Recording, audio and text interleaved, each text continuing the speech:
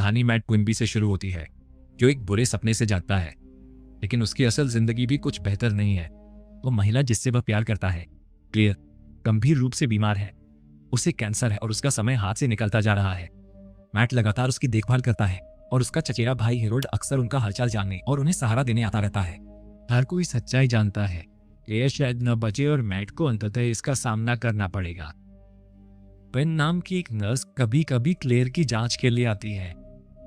आज मैट ने उसे खून का नमूना लेने के लिए बुलाया है। क्लेयर को चिकित्सा प्रक्रियाएं पसंद नहीं है और उसने अपनी कीमोथेरेपी भी बीच में ही रोक दी थी, लेकिन वह फिर भी नमूना देने के लिए राजी हो जाती है। उनकी बातचीत के दौरान हमें पता चलता है कि क्लेयर एक संगीतकार थी और उसने हाल ही में अपना स्टूडियो बेच दिया था। इस बीच मैट और हेरोल्ड चुपके से क्लेयर के लिए बेसमेंट में एक छोटा संगीत कक्ष बना रहे हैं, एक सरप्राइज के तौर पर।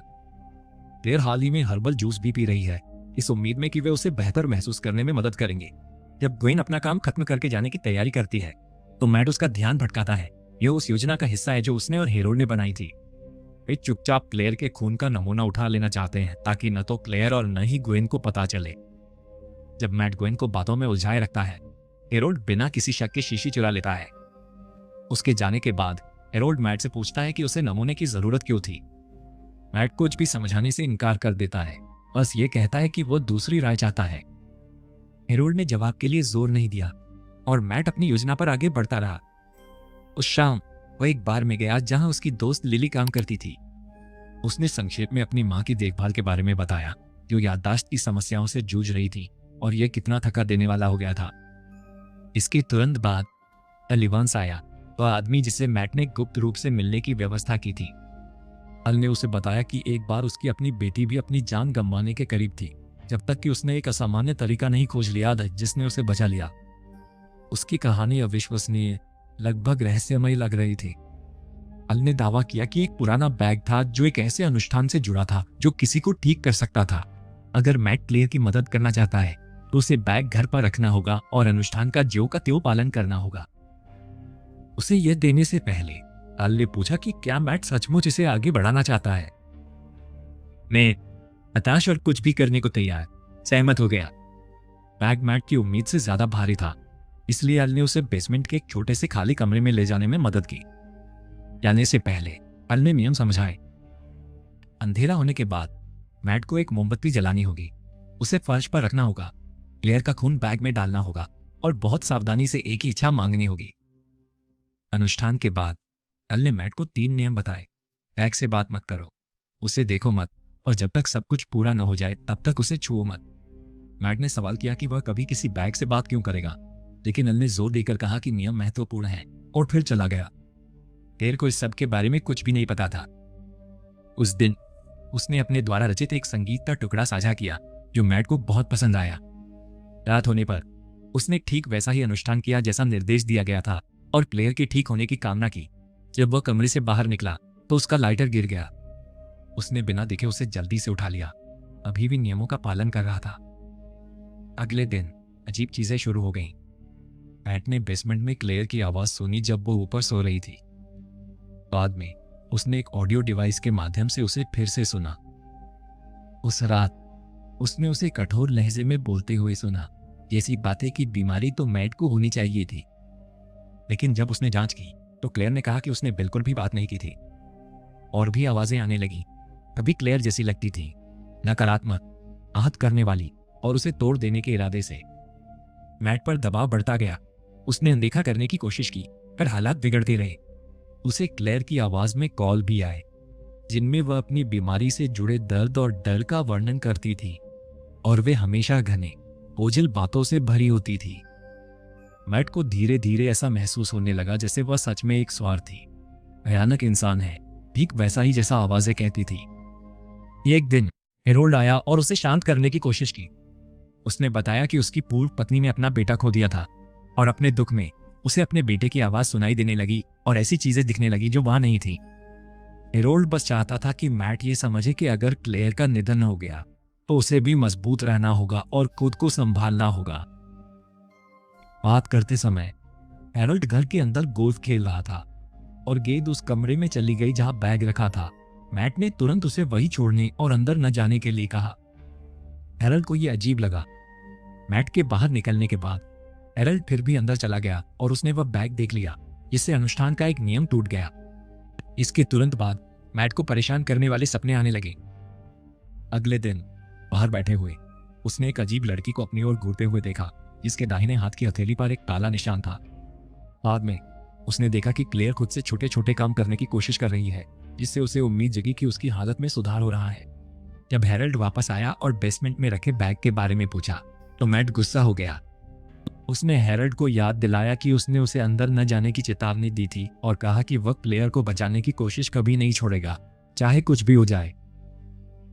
बाद में हेरल्ड ने धीरे से क्लेयर से पूछा कि उसने अपनी कीमोथेरेपी क्यों बंद कर दी थी। क्लेयर ने सीधा जवाब देने से परहेज किया, शायद इसलिए क्योंकि वह पहले से ही जानती थी कि उसके बचने की संभावना बहुत कम थी। हेरल्ड के जाने के बाद क्लेयर थोड़ी देर के लिए बाहर जाना चाहती थी, इसलिए मैट ने उसे कमरे से बाहर निकलने में मदद की। लेकिन उसकी हालत और बिगड़ रही थी। अब उसे सिर्फ आवाजें ही नहीं सुनाई दे रही थीं, बल्कि उसे क्लेयर का एक और रूप भी दिखने लगा था और हथेली पर काले निशान वाली अजीब लड़की नियमित रूप से दिखाई देने लगी थी, जिससे वह डर गया था। एक दिन एक पार्सल खोलते समय मैट ने डिब्बे के अंदर क्लेयर के सिर की कल्पना की और घबरा गया। जब उसने दोबारा देखा तो वह बस एक टूटी हुई फ्रेम में लगी तस्वीर थी। यह महसूस करते हुए कि चीजें हाथ से निकल रही हैं, उसने सब कुछ समझाने के लिए अल से संपर्क करने की कोशिश की, लेकिन उससे संपर्क नहीं हो पाया। अगले दिन मैट ने क्लेयर को खुद अपनी व्हीलचेयर चलाते हुए रसोई में आते देखा, जिससे उसे उम्मीद जगी। वह केक बनाने में उसकी मदद भी करना चाहती थी, लेकिन जब उसने देखा कि उसके हाथ कितने डरावने लग रहे हैं तो उसे एहसास हुआ कि कोई चीज उसके दिमाग के साथ खिलवाड़ कर रही है। वह चिल्लाया और क्लेयर चुपचाप अपने कमरे में लौट गई। हालात बिगड़ते ही जा रही थी। अजीब कॉल आते रहे और मैट लगातार चिंतित रहता था। जब हेरल्ड मिलने आया तो उसने माफी मांगी और मैट ने अपना दिल खोलकर रख दिया। क्लेयर की बीमारी 30 साल की उम्र में शुरू हुई, जबकि उनकी जिंदगी अच्छी चल रही थी। मैट ने सब कुछ आजमाया, इलाज, सहायता समूह, यहाँ तक कि आध्यात्मिक विकल्प भी, लेकिन कुछ भी काम नहीं आया। अब उसे परेशान करने वाली चीजें दिखाई दे रही थी, जबकि क्लेयर अभी भी जिंदा थी। अत्यधिक दबाव में मैट टूट गया और हेरल्ड ने उसे सांत्वना दी, ये कहते हुए कि वह हमेशा उसके साथ रहेगा। उस रात मैट क्लेयर को देखने गया और उसे एहसास हुआ कि उसने अपनी जान लेने की कोशिश की थी। उसने जल्दी से उसके हाथ पर पट्टी बांधी और 911 पर कॉल किया। कॉल पर मौजूद महिला ने पहले उसे शांत करने की कोशिश की, लेकिन फिर अचानक क्लेयर का नाम लेकर पुकारा। मैट चौंक गया और पूछा कि वह क्लेयर को कैसे जानती है। उसने उससे कहा कि उसे भी अपनी जान ले लेनी चाहिए और दावा किया कि वह बैग घर इसलिए लाया था क्योंकि वह क्लेयर से छुटकारा चाहता था। उसने यह भी कहा कि मैट उसे पहले ही चोट पहुंचा चुका है। जब मैट ने नीचे देखा तो उसने अपने हाथ में खून से सना एक औजार देखा। इससे पहले कि वह कुछ कर पाता, क्लेयर उसके पीछे आ गई और कंबल से उसका दम घूंटने की कोशिश करने लगी। लेकिन फिर मैट की आंख खुल गई। यह सब एक बुरा सपना था। क्लेयर ठीक उसके सामने खड़ी थी। उसने कहा कि वह उसके बगल में सोना चाहती है और वे एक दूसरे के पास लेट गए। कुछ ही पलों बाद उसकी तबीयत खराब हो गई और वह बाथरूम चली गई। जाते समय एक परेशान करने वाली मुस्कान थी। जब वह बाथरूम में थी, मैट को क्लेयर के फोन से एक कॉल आया। क्लेयर ने कहा कि वह अपने बिस्तर पर है। डरा हुआ मैट सोचने लगा कि बाथरूम में कौन था। उसने एक गोल्फ क्लब उठाया और जांच की, लेकिन सिंक में काली उल्टी के अलावा कमरा खाली था। जब वह वापस आया तो उसने मेज पर क्लेयर का वेब देखा, जिससे उन दोनों के बीच एक छोटी सी बहस हो गई। खिड़की के पास खड़े होकर मैट ने फिर से उसी रहस्यमयी लड़की को बाहर देखा जो उसे देखकर मुस्कुरा रही थी। उसने उसका पीछा किया, लेकिन फिर देखा कि घर का पिछला दरवाजा खुला था, इसलिए वह जल्दी से अंदर वापस भागा। यह वही लड़की थी जो उसे कई दिनों से दिखाई दे रही थी। वह बार बार सामने आती और उसके पहुंचने से पहले ही गायब हो जाती थी। उसके पीछे नीचे जाते हुए मैट बेसमेंट में पहुंच गया। जब उसने बैग देखा तो वह घबरा गया और अपनी टॉर्च गिरा दी। अचानक बैग के अंदर से एक हाथ बाहर निकला। उसी पल लड़की उसके कान में चिल्लाई, इससे वह चौंक गया। फिर बेसमेंट के दरवाजे के नीचे से उंगलियां दिखाई दी और क्लेयर जैसी आवाज में किसी ने अंदर आने की भीख मांगी। मैट ने वापस चिल्लाया। वह डरा हुआ था और समझ नहीं पा रहा था कि क्या करे। उसे एहसास हुआ कि उसने खुद को किसी बेहद खतरनाक चीज में फंसा लिया है। अगले दिन क्लेयर अपने कमरे में नहीं थी। इसलिए मैट ने घबराहट में घर में तलाशी ली।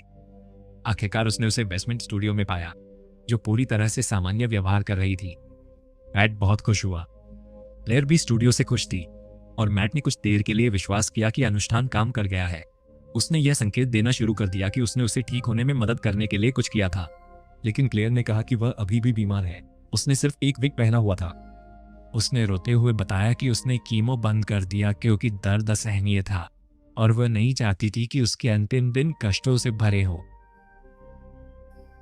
तभी वे ने फोन किया। वह इस बात से परेशान थी कि क्लेयर का खून का नमूना गायब हो गया था।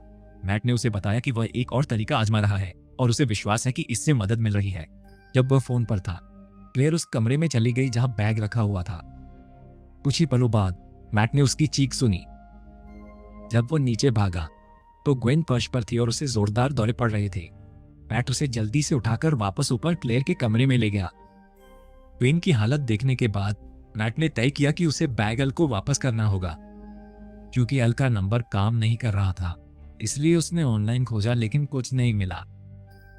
अचानक उसके लैपटॉप पर अजीब तस्वीरें दिखाई दी, जिससे मैट को और भी यकीन हो गया कि उसे बैग से छुटकारा पाना होगा। वो उस बार में वापस गया जहां वह पहली बार अल से मिला था और लिली से पूछा, लेकिन वह ज्यादा नहीं जानती थी। एक पुरानी फोन डायरेक्टरी देखकर उसने उसमें खोजा और आखिरकार अल का पता ढूंढ लिया। मैट ने उसे धन्यवाद दिया और तुरंत निकल गया। अल के घर पर मैट तब दंग रह गया जब दरवाजा खोलने वाली लड़की वही थी जिसे वह अपने घर के पास देखता रहता था।